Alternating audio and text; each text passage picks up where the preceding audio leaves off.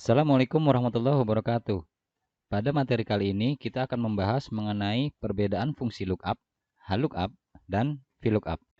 Yang pertama akan saya bahas yaitu tentang penggunaan fungsi lookup. Lookup sendiri terbagi atas dua bagian, yaitu lookup dengan penggunaan vektor dan lookup dengan penggunaan array. Apa bedanya? Untuk lookup dengan penggunaan vektor, maka di sini terdiri dari 3 argumen, yaitu lookup value, lookup vector, dan result vector. Sementara untuk penggunaan lookup array hanya terdiri atas 2 argumen, yaitu lookup value dan array. Pada data yang tampil di layar, di sini ada berbagai nama produk dengan jumlah salesnya masing-masing. Di sini kita akan melakukan filter dengan menggunakan rumus lookup vector. Angka nama produk ini kita ketikkan yang ini, salah satu saja kita pilih. Misal kita mau pilih Safco Bookcase Metal. Lalu di sini kita cari nilai salesnya. Nilai sales dari Safco Bookcase Metal di sini sebanyak 41.640.000.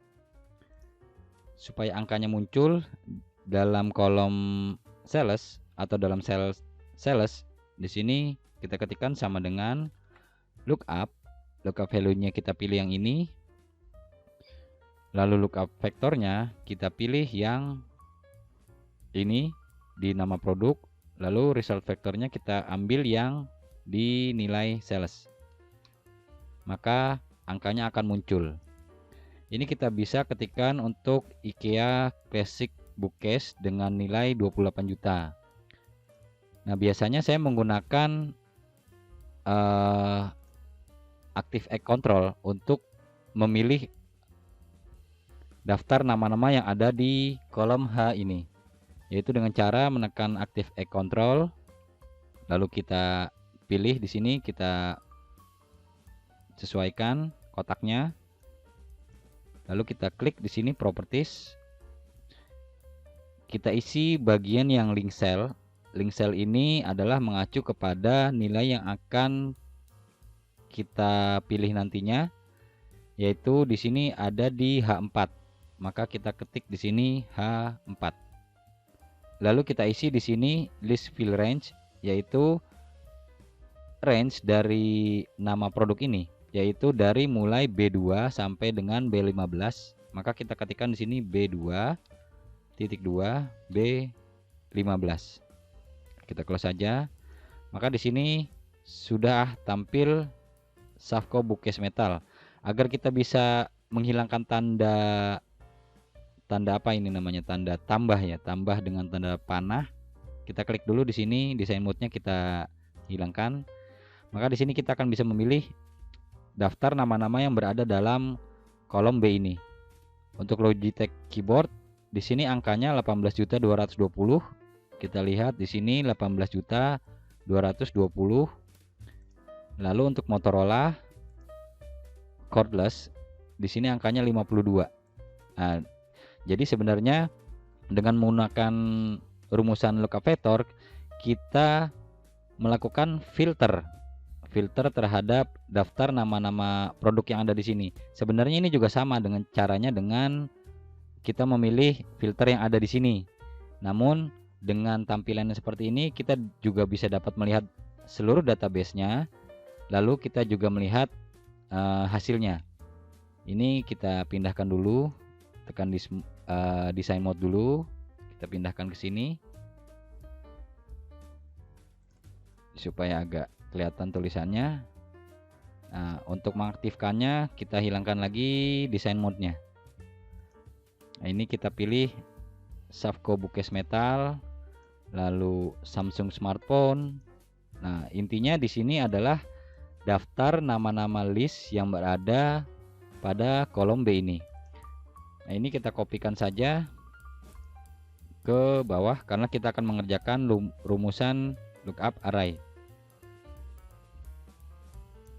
Nah, bila yang tadi yang kita kerjakan barusan, kita menggunakan lookup vector, yaitu dengan 3 argumen.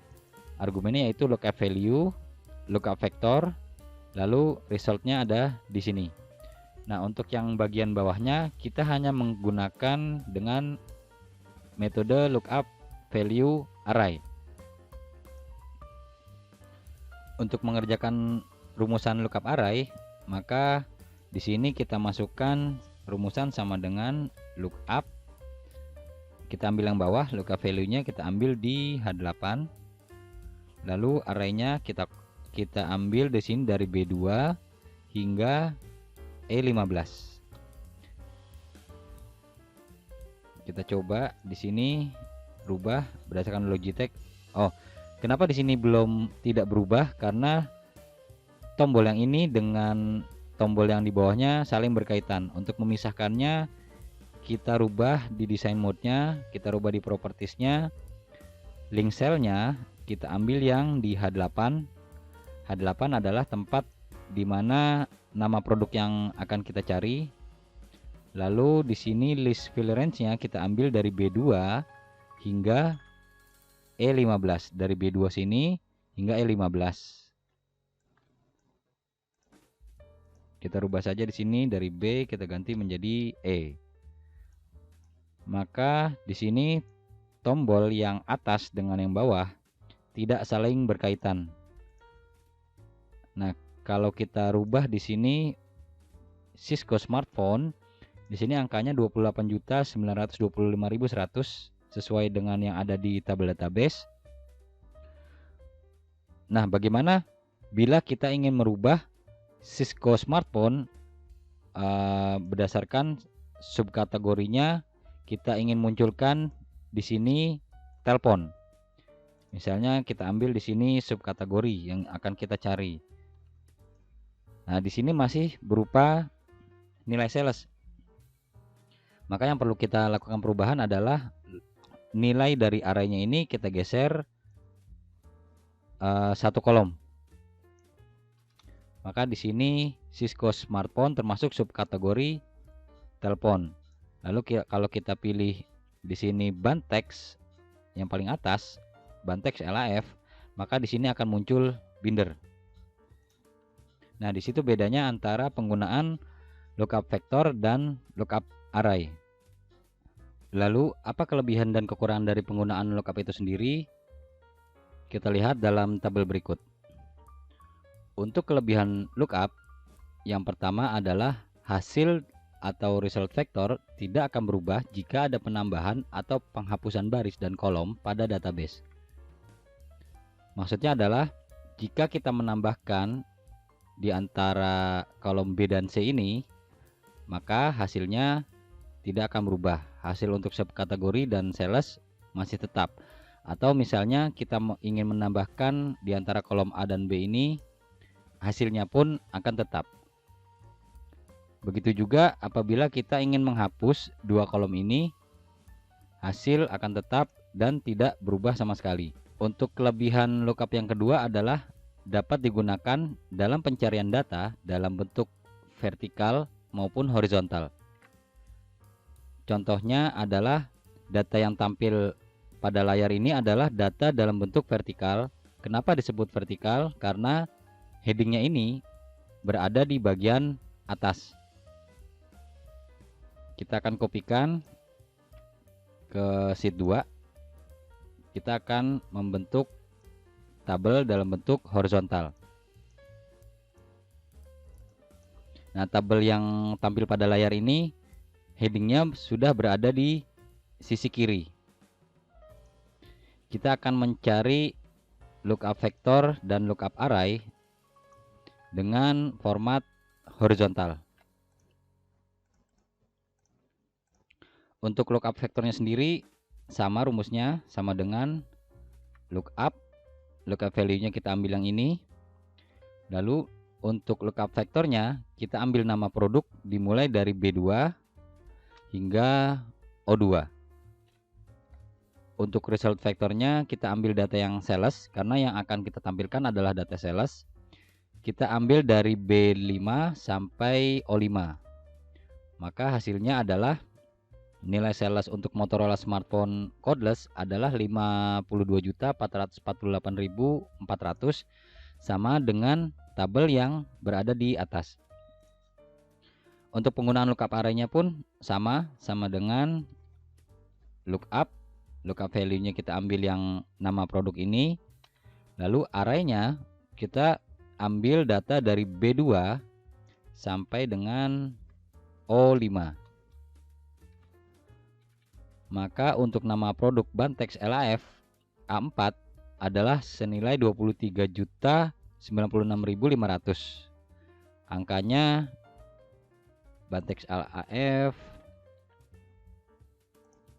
Nah, ini 23.096.500. Nah, ini harusnya judulnya sales. Sama juga dengan bila kita ingin mengambil berdasarkan subkategori, ini kita tinggal geser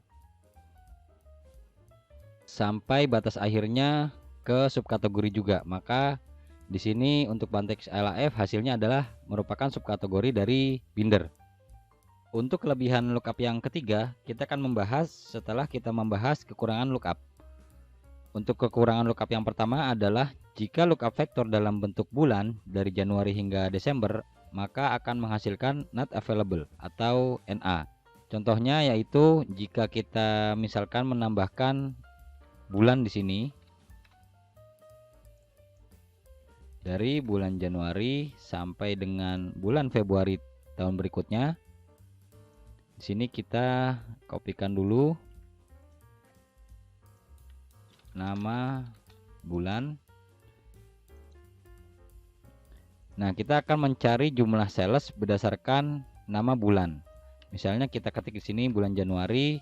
Untuk lookup vektornya sama dengan lookup value. Lookup vektornya kita ambil yang bulan dan resultnya kita ambil yang sales. Untuk yang Januari ini memang terlihat angkanya benar di 23.096.500. Namun ketika kita mengetikkan bulan Februari, maka nilai salesnya akan not available. Kita coba di bulan Maret. Nah, bulan Maret sendiri di sini angkanya 52.448.400. Sementara di bulan Maret ini angkanya adalah 51.751.710. Untuk bulan Maret ini kita melihat angka yang tertera pada lookup vektornya atau hasil pada pencarian lookup vektor adalah sebesar 52.448.400. Sementara untuk bulan Maret pada tabel menunjukkan angka 51.751.710. Maka di sini bisa dikatakan pencarian berdasarkan bulan itu bisa menjadikan not available atau hasilnya bisa error atau tidak tepat, karena angka 52.448 ini adalah sebenarnya milik bulan Agustus. Lalu untuk kekurangan lookup yang kedua adalah array atau lookup vektor dalam pencarian harus diurutkan terlebih dahulu dalam urutan ascending order atau A to Z, dari yang terkecil hingga yang terbesar. Contohnya adalah jika kita mencari lookup vektor berdasarkan ID di sini adalah nomor dari tabel ini. Nah, maka ininya kita geser untuk data lookup vektornya. Misal kita mau ambil angka 164. Maka hasilnya akan error juga karena di sini ID 164 untuk hasil salesnya harusnya 23.096.500, sementara pada data lookup vektor nilai sales untuk ID 164 adalah 22.218.000. Sementara data yang seharusnya adalah angka sales ini adalah milik ID nomor 74. Tapi bila kita urutkan dalam bentuk ascending order dari kecil ke besar, maka angka ini akan menjadi tepat. Untuk angka 164 sebesar 50.839.600, kita cari di sini angka 164, maka hasilnya akan sama. Begitu juga jika kita ketikkan angka 80. 80 di sini angkanya 28626, maka angka di sini juga sama 28626. Dan itu artinya data dalam bentuk lookup vektor ini memang harus secara berurutan. Nah, setelah membahas dua kelebihan lookup dan kekurangan lookup, kita akan membahas kelebihan lookup yang nomor 3, yaitu dapat menemukan data secara tepat. Apabila merupakan perkiraan, maka hasilnya akan menunjukkan nilai dari lookup vektor yang sebelumnya. Nah, ini ada hubungannya ketika lookup vektor itu dalam bentuk angka atau nilai. Nah, kita akan mencari 8 nilai dari 85 misalnya. Data angka 85 ini tidak akan berubah karena angka 85 berada di antara 80 dan 131.